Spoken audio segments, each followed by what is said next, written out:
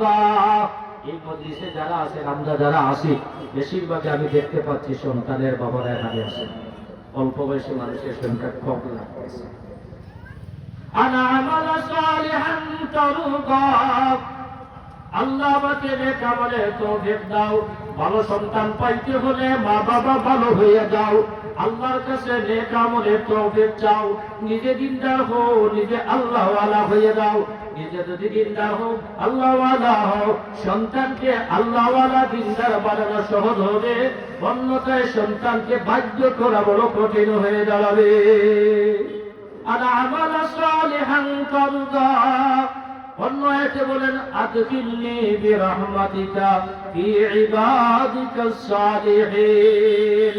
আয় আল্লাহ, আমাকে নেককার বানাও, নেক আমলের তৌফিক দাও, আর তোমার নেককার বান্দাদের সঙ্গে আমাকে জান্নাতে ঢুকাইয়া দাও।